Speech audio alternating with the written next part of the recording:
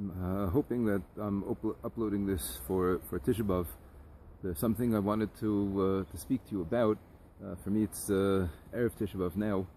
For the past few nights, meaning last night, Sunday night, and last week, on Wednesday or Thursday, I sat between Mincha and Ma'ariv in Shul next to a person. I went over to speak with him that I really didn't know very well from before. He's a man who lives here in the neighborhood in Ramot, and he said to me one time something that he wanted to tell me about something, and this is what it is that he told me, and I really wanted to share this with you because I think the story itself, but more so the way that this incredible individual and his wife and family have dealt with the story is a very big chizuk for us, and something that I think is very appropriate for Tisha B'Av. I have mentioned this before, that Rav Moshe David Vali, in his Perush on Eicha, he calls the Perush Kos Tanchumin, a cup of comfort. Kos Tanchumin on Sefer Eicha, the Sefer that talks about the terrible destruction that comes to Klal Yisrael when we don't follow the mitzvahs, that tells us the terrible destruction of the Churban Bayis and the depths of depravity, literally, that people drop to under those circumstances. But he calls this the Kos Tanchumin, the cup of comfort, this whole Sefer Eicha. And like I've mentioned to you before, because he goes through the Sefer and he goes through and he shows how every single tzara that Klal Yisrael has gone through and continues to go through, how it's all l'tova, it's all for good, either sometimes apparent and sometimes not apparent, and will be in the future. But the fact that HaKadosh Baruch Hu cares for us like He does, and the fact that HaKadosh Baruch Hu watches over us like He does, and the fact that He punishes us like He does, is all evidence to this. It's all evidence to the fact that Klal Yisrael has a special tafkid, a special role. And the Beis HaMikdash and the Churban Beis HaMikdash is a terrible tragedy, and something that we're in Aveilus for until today. But at the same time, even in that, there's a nechama for us, and there's a lesson for us, and there's a lesson to see the positive, and to see the good, and to be mechazik emunah. And I always say this, that the halacha is on Tisha B'Av day after Chatzos, you're allowed to get up from sitting on the low stool. I just realized now, I don't think I mentioned that in the shir. I have to remember to put that in the comments. I forgot to mention that in the other shir, that after Chatzos on Tisha B'Av day, we get up from sitting on a low stool. We get up to sit on a normal chair, and the reason is because at that point, it's the only thing that changes. The reason is that because at that point the Beis HaMikdash was already on fire. So you'd say, what do you mean? The Avela should intensify. We should have to now lie down on the floor and cry because this is when. So the Gemara says no, and this is what you see. You see the view of Chazal and the view of how to look at things. And no, because now we realize that Hashem was going to save us. Until that point, we were deserving of destruction. We did it to ourselves. Our averos, we did it to ourselves. And like I've mentioned in the past in different shurim, even the little children and the people who seem to be innocent in the Churban Bayis, the Arizal says that this was the culmination of many, many, many doros of people who were doing avodah zarah, and people who were doing terrible averos, and people who were robbing and stealing and cheating and doing all sorts of things. And all of those neshamos were brought back to suffer through the Churban. Nobody suffered there that didn't deserve it. All those neshamos came back, then to go through this terrible cleansing process of the Churban Bayis and all the tzaros that were there. But after all that, Hashem kept us alive, and He allows us to thrive, and He still keeps us going. And the fact that Hashem took out His wrath, Hashem vented His anger on the stones and the wood of the Beis HaMikdash. What is it? Sachakol, it's a building. The Shekhinah had already left it because of our Averas. The Shekhinah wasn't there anymore when the Beis HaMikdash was destroyed. It literally was just rocks. It was just stones. It was nothing. It was dead already. That's exactly what it is. Aryeh Katila Katala. That's the way Chazal say. A dead lion they stabbed. There was nothing there already. The neshama was gone. But that itself to us is a tremendous nechama. And Chazal, we express this by sitting on a higher place. Men put on tefillin in the afternoon, which we're not allowed to put on in the morning. The pasuk says, "Hishlich mishmayim eretz tiferes Yisrael," the glory of Yisrael, the glory of Klal Yisrael. The tefillin was thrown down to the ground. So by Shachris we don't wear tefillin, but already by Mincha we wear tefillin. We're already getting up because we see Hashem is keeping us going and keeping us alive. Meaning in the tzara itself, and even in the thing that you would think is the biggest tzara. So Chazal see in there the nechama. And I think that's really the template of Ravali's Perish on the whole Sefer Eicha. So I want to tell you about this person. His name is Reb Meir Chen, perhaps Dr. Meir Chen, I'm not sure. He's a man, he lives here in Ramot. His wife's name is Bruria Chen, and they had a son by the name of Yaron Chen, Hashem Yinakim Demo, who 21 years ago, almost to the day, on Yud Ches Av, which is coming up in a week or so, 21 years ago, he was kidnapped and murdered by Hamas terrorists. He was at a Trempiada, at a hitching station, after just having spent time with his brother, going to a canyon to get glasses, and then they went their separate ways, and he was at a hitching station with another Chayal, and a van pulled up and said that it was going to Ramot. So the other Chayal walked away, and he got into the van, and he was killed. He was killed in the van, and I want to tell you a little bit about the story, because he told me incredible things in the story, and in understanding these aspects of the story, I want you to see how a person can take something that can absolutely shatter somebody and can absolutely devastate a person and leave a person with nothing, and how a person can choose to see it in a completely different way. And how this person that I was sitting next to, you have to understand, I had no idea this about him. I did not know this about him. It could be everybody else here in the neighborhood knows, because they're here for longer. He's been living here for a very long time. But he's a person I said hello to, good Shabbos to, smiled to. I did not know that 21 years ago he lost his 20-year-old son in an incredibly violent, brutal way.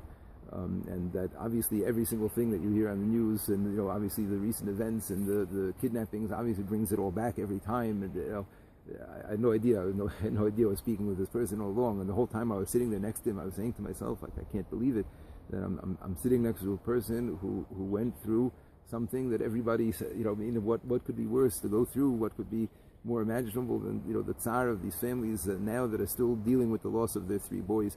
And here I am, this person, and the emunah that comes out of him, and the bitachon, and the chizuk, and how obvious it is that everything is from Hashem, and how obvious it is that this is. I just want to share with you a few of the details of this incredible story, just to again, from the tzara itself, to see how a person can see the Yad Hashem, like Chazal see the Yad Hashem, coming to comfort us in the destruction of the Beis HaMikdash itself.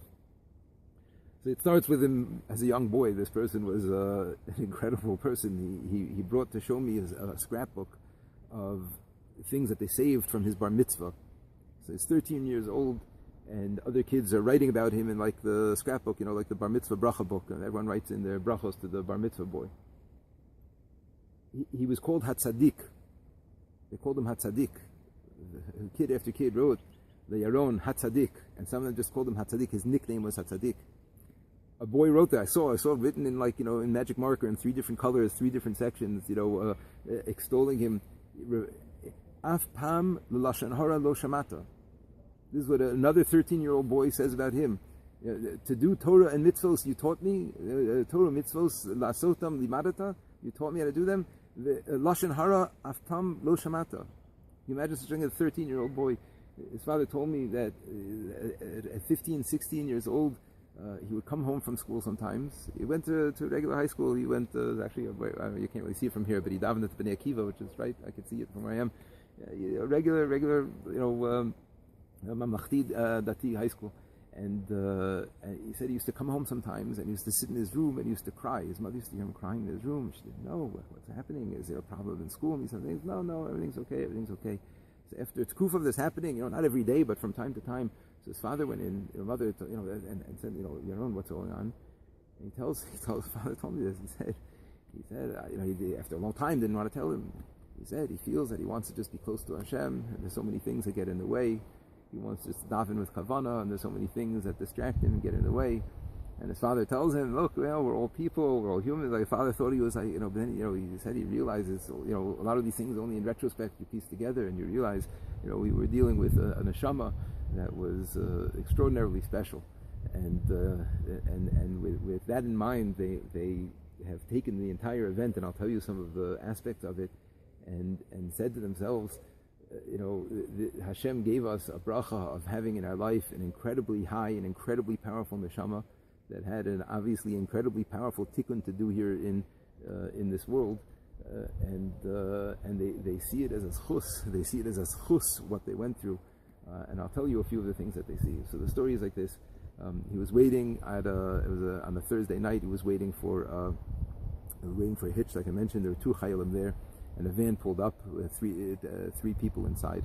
And the first chayal, not Yaron, who was there, asked them where they were going, and he was going somewhere else. And as they were standing there, another car pulled up in front of them, and Yaron walked over to the van as the other chayal walked over to the other car.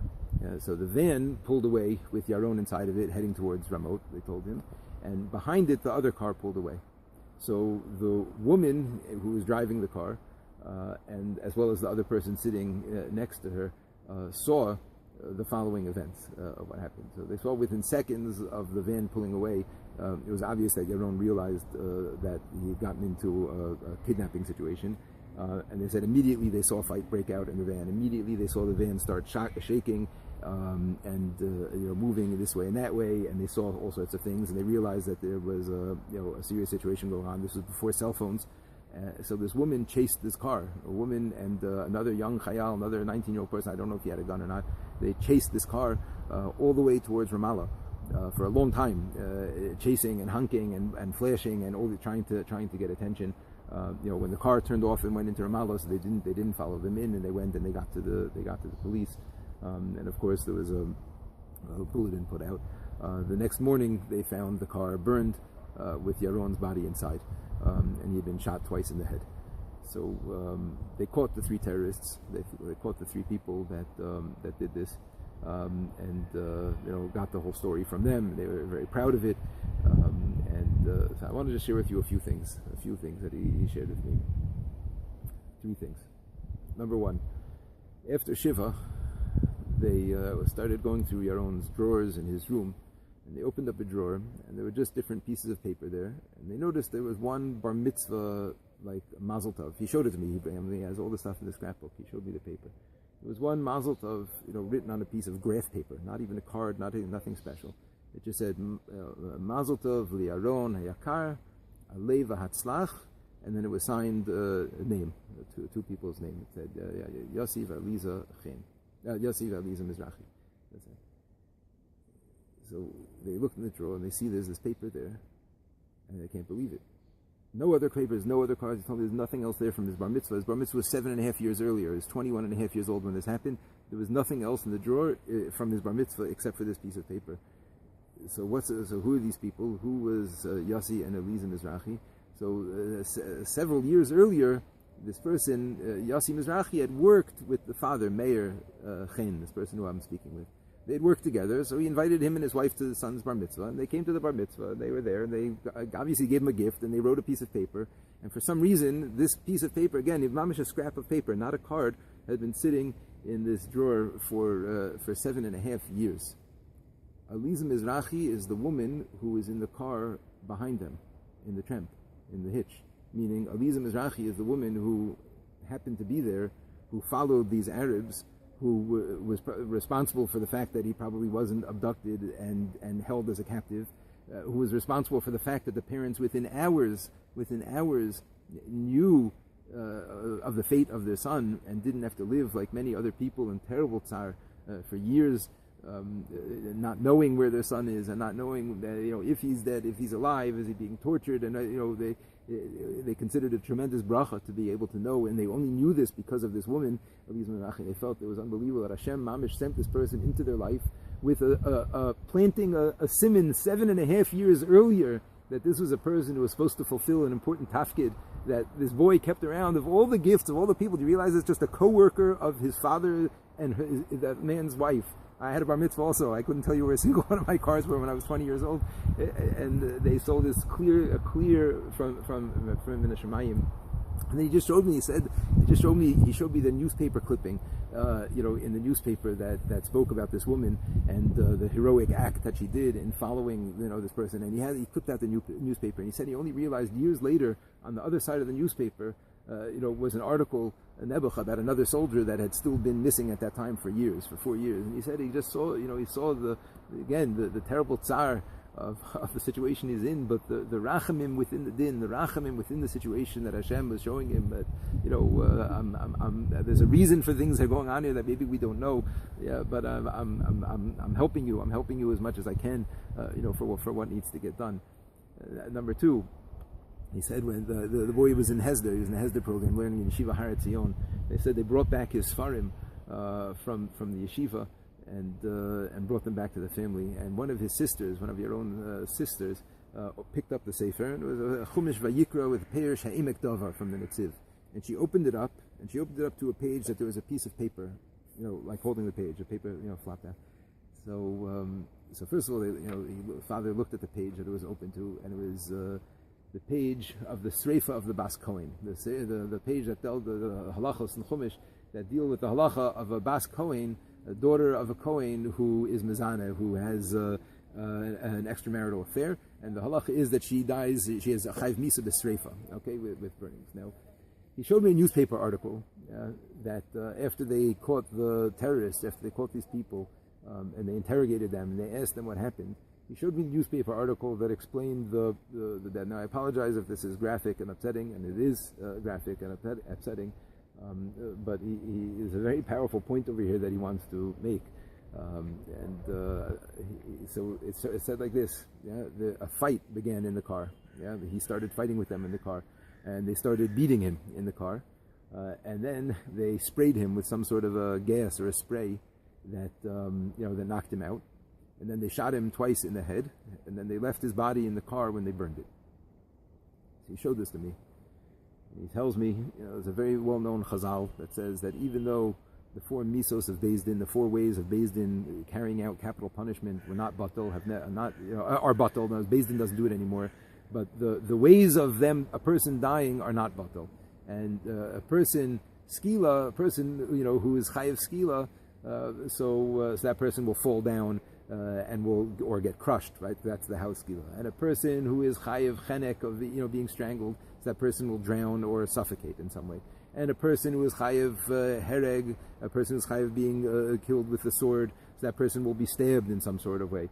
And a person who's chayiv sreifa, which was done in a very specific way in the Sanhedrin, so that person will be burned or they'll die of poison, poisonous snake or something like that, or the person will be burned.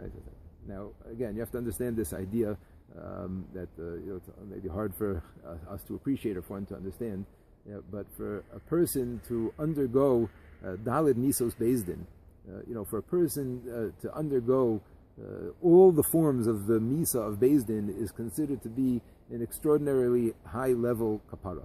It's considered, this is written about in Sfarim, in Kabbalah Sfarim, the Megala Muko speaks about this, other Sfarim. It's considered to be an extraordinarily high level. Now, this does not mean that a person who undergoes these 4 things, that they did all of these Averos, and they were Machal Shabbos, and they also did this Gili Arayos, that's only Chayev for Shreifa, and that's not what it means. It means that for some reason, there's some sort of a tikkun going on here, there's some sort of a kapara going on here, there's some sort of a cleansing process that this neshama was selected for, to undergo these 4 forms of death, right, in all of their brutality. So that is an extraordinarily high-level tikkun. Again, this is something that is written about and spoken about. This is not something that after the fact. He just pointed out to me one after another. They beat him. That's like skila, beating him and breaking him in that way. They gassed him with a spray and a gas that chokes a person. That's like chenek. He said they shot him. That's like hereg. That's like stabbing with a bullet. And then they burned him. That's reifa. He said this was a neshama tahora. This was a tzaddik. This was a person who was zoche to something incredibly high. This is what he keeps on saying to me. Again, I can only tell you that he means it b'emunah shlema because I see it on his face, and But he tells me that Hashem was mezakeh them. Hashem gave them the opportunity to raise this neshama in their family that was here to do obviously something very high, a neshama that already at 13 years old, again, they say this about the Ramchal, you know what I mean? They say about the Ramchal that by his bar mitzvah he stopped speaking Lashon Hara. You know what I mean? I've never heard a person say that about another kid, and that they kept it, Anyway, so they open up the Sefer of Vayikra, and it's on the Parsha of the Sreifas Bas Kohen. So first of all, in the Ha'emek Davar, in the parish of the Netziv over there, and he shows this to me again in the scrapbook, the Emek Davar speaks about which is considered to be the more chamur way to die. Is it skila or sreifa? That's what he talks about over there. Of all the thousands of pages in Chumash, Perish of the Emek Davar, so this is the page that this was on. The page that talks about, which is the more serious way to, which is, What's the page that fell out? So he shows it to me again in the scrapbook. It's in the Sefer Oros HaRe'iyah from Rav Kook, Rabbi Yitzchak Kook. And it's a piece called Chazayon Hamaves, a vision of death. And it's a piece that's a beautiful poem, like all of Rav Kook's poetry is, if it works like this. And he goes line by line and says how death is the biggest, charade to all of us. And we all see death as something, negative. But death is just really rebirth into life, and it's just, leaving behind the tafel of what life is and going into what life is really all about, line after line after line after line, extolling the praises and the virtues of what death is really all about, and what, how it is that we, lose track of it because we're upset that we've lost somebody close to us, and we lose track of what's really happened over here and what this person is going through and what they've been zocha to, and this type of thing. And this is the page, the mamish, the sefer that the girl picked up and opened out. So they saw from this just sign after sign, min hashamayim. This was meant to be. This was min hashamayim. And like I said to you a few weeks ago from the Ramchal, when sorrows happen, when things happen that are difficult and that don't make sense, that's the time that it's a test for Amunah. That's the time for a person to say, okay, but can I look here and see light? Can I look here and see? And of course he said it. Of course it broke him. Of course he was in terrible tzar. And he showed me a letter he wrote to himself 2 years later. With still all the questions of emunah that a person can have under such circumstances like this. But he said that's like a natural process that a person goes through. But the bedrock of emunah, the bedrock of belief, of seeing sign after sign after sign, min hashamayim. There's so much more. I can't speak more now. I'd like to get him to try. I told him I'd like to try to record him just for a few minutes to maybe, I don't know if he speaks English at all, but just to give some divrei chizuk for us in these times, because a person like this, what he went through, and it's just something incredible, something really incredible. Anyway, should be zchus leilu nishmas Yaron ben Bruya, Hashem yinakim damo, mamish a tzaddik of a boy who Hashem took from us in a brutal way. I'll just finish with this. So I looked up online between the time I spoke to him last week and now. I looked up online, and I saw that these three murderers, the three mechablim, the three Hamas terrorists that murdered this boy Yaron, were captured, given life sentences, of course, and of course all released within Gilad Shalit, with the Gilad Shalit deal, and over 1,000 terrorists and such were released. So these three people were also released, and were. So I wanted to kind of like ask him how he felt about that, but I don't know. I thought maybe the way to ask him would be to ask him did he know, did he hear if they were recaptured now in the latest thing? He said he has no idea. He said what happened when he said lo yachasti lazaklam. People called him, politicians called him lo yachasti. I would not relate to this at all. The whole thing, whether they're in jail, they're not in jail, they're being released, not being released. He said politicians called the family and the media called the family, because a lot of people were incensed that, and still are, that they released all of these people. And some of the main people were the people who are the victims' families themselves, who are still mourning dead family members, and now these terrorists are being released to cheers and joy and candies being distributed in the streets of Gaza and the West Bank. So I asked him, and he said, Kil nakamot Hashem. Hashem is in charge of revenge, not the Israeli government, not the police, not the prison system, not the Shin Bet. Kil nakamot Hashem. I have no yachasti as a clown. He said it didn't relate to him, didn't care, in jail, not in jail. He hopes he doesn't kill anybody else, he hopes he doesn't do other things, but as far as, him feeling, how could you do this to me? Anyway, I don't know, this man, like I said, it's just a man sitting here in the shul. I would never have known this, except that he came over to speak to me once. And anyway, it should be as chus leilu nishmas Yaron ben Bruya, Chen, Shem yinakim domo. We should take chizuk from this story, stories like it, from the whole story of Eicha, to realize that Hashem is only mekalkel amanas l'sake, and He only breaks us in order to fix and to build us. And we should be zocha to see it, to happen for real, not just to have emunah that it's happening, but to see it happening b'chush, to experience it. V'vias g'ol tzedek b'mheira v'yameinu amen. Hashem.